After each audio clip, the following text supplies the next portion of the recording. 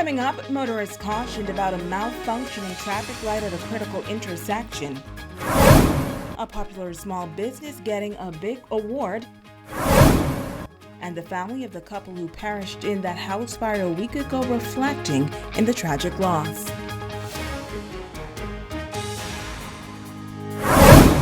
The Bahamas Tonight Northern Edition starts now. This is the Bahamas Tonight, the Northern Edition. Good evening, all. I'm Shashina Rolf-Parkinson. As always, it is so great to have you with us. Topping news tonight, Grand Bahamians warned that the streetlights at a major intersection are not working. Our news crew were on the scene and witnessed many near-miss accidents. City manager of the Grand Bahama Port Authority is giving an update on when we can expect the issue to be resolved, as he advises motorists to drive with due care and attention. Port Authority official Troy McIntosh says since Saturday, the street lights at the intersection on Pioneers Way have been inoperable.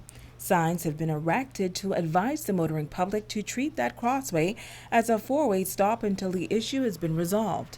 We want to alert the public that the lights are out. All sections should stop because the lights are flashing red while our engineers are working on solving the problem. They're currently in the shops right now creating some solutions for it, and hopefully in a very short time, hopefully a day or two, the light should be up and running. Our news team observed the way motorists used the four-way stop just after the interview, and most vehicles zoomed past despite the flashing red light. McIntosh shares how to use a four-way stop correctly. All sides, all directions, motorists should come to a complete stop. Okay, it's a four-way stop. It means that you come to a complete stop. The person who reached the junction first has the right of way to move. Okay, and that applies to all legs of the intersection of Coral Road and Pioneers Way. And he says if this is not adhered to, the consequences can be serious. We've been here the last 5-6 minutes and we saw numerous vehicles run through the junction. And of course that's a safety concern for us. And so we wanted to take this opportunity to send out an alert to the public when you come to the intersection of Pioneers Way and Coral Road. Obey the four-way sign rules that are in place. Stop, make sure that you're aware of who came first, and allow the other driver to go if you're not that person. He notes that it is unclear what shorted the system. However, the engineers are currently working to debug the system, and they are hopeful that the streetlights will be in working order by Thursday. Shashina Rolf-Parkinson, ZNS Network News. Well, police in Abaco retrieving a firearm from the Pigeon Pea Village area on the Whit Monday holiday.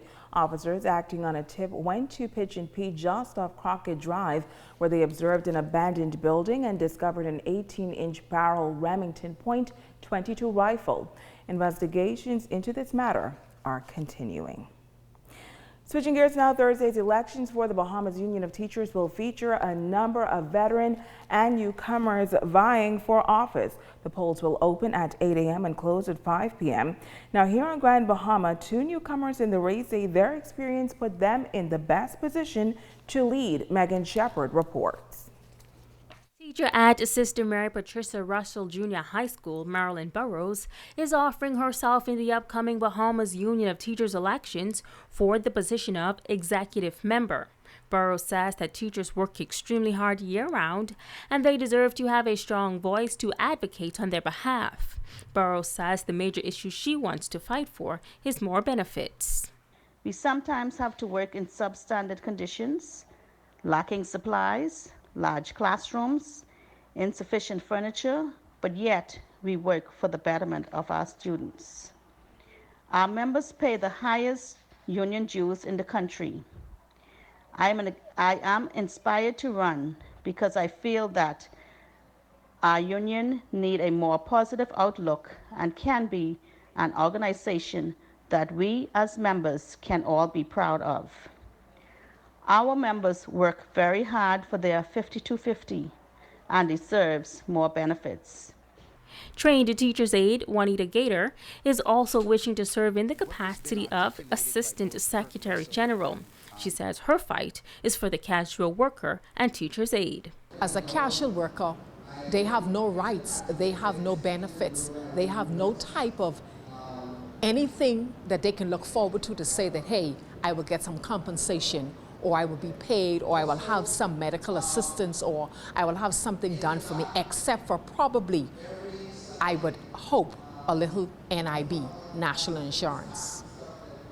And so I feel at this time in our nation and in our country, we need to really get down to the nitty-gritty and understand and know that people's lives matters.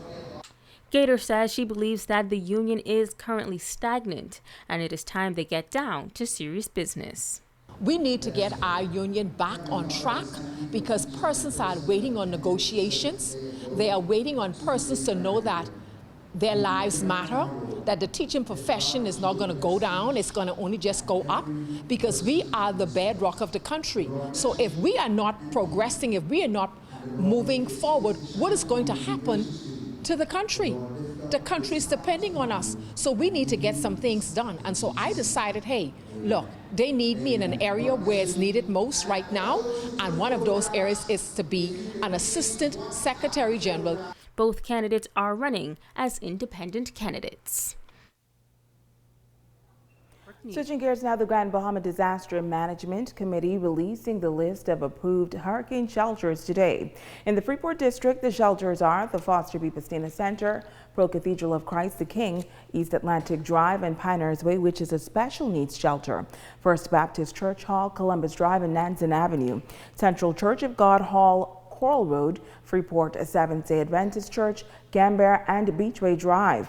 Shallow Seventh-day Adventist Church on Talkrose Road. Now, the Cancer Association on West Atlantic Drive, Maurice Moore Primary School is the shelter for East Grand Bahama.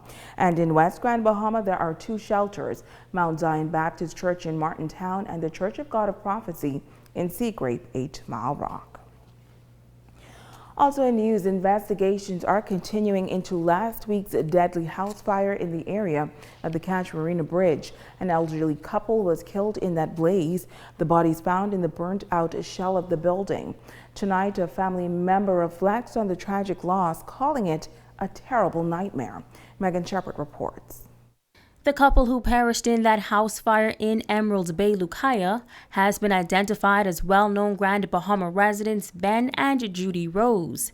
Their niece, Gail Woon, is at a loss as to what could have led to that deadly blaze, reflecting on the life they led.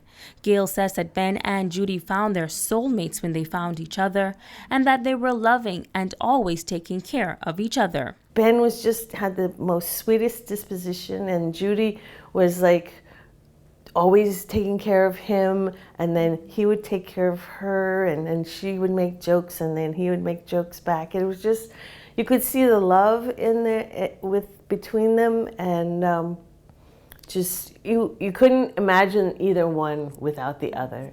Ben Rose loved the environment, particularly the ocean. Woon notes that he worked at UNESCO as a dive guide for many years, then became a commercial fisherman and nature tour guide.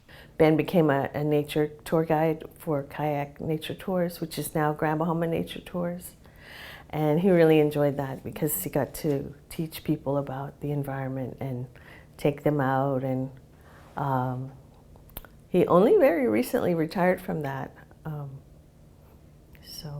And he also was this amazing artist. He did underwater scenes.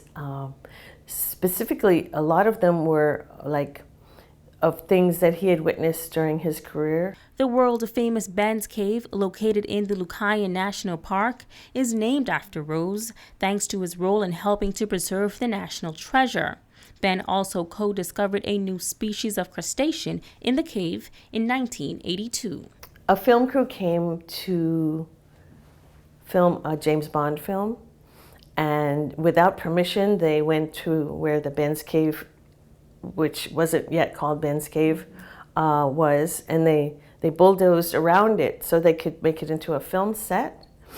And when the authorities were alerted, they were stopped, but it caused a big controversy, and Ben was brought into the panel.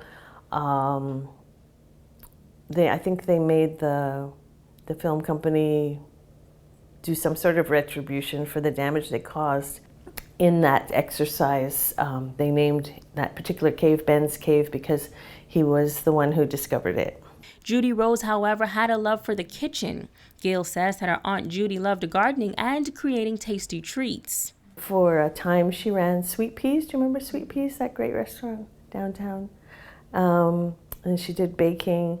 And every Saturday, I would see her at the fresh market at the aquaponics section of the garden, because she would make, she made these great specialty breads, European breads, and she had a pumpkin and ginger soup that she would make, and different types of hummus.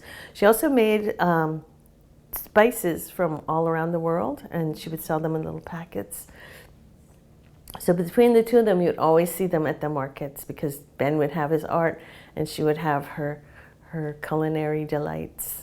Woon says that the couple will be missed by anyone that ever came into contact with them.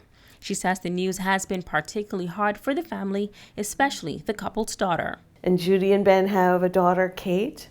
She lives in the States, and they have grandchildren.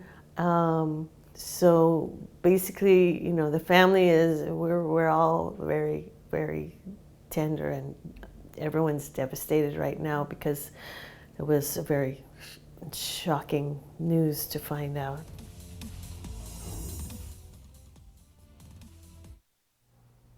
You're watching the Bahamas Tonight, the Northern Edition. Stay with us. There's more news on the other side of the break.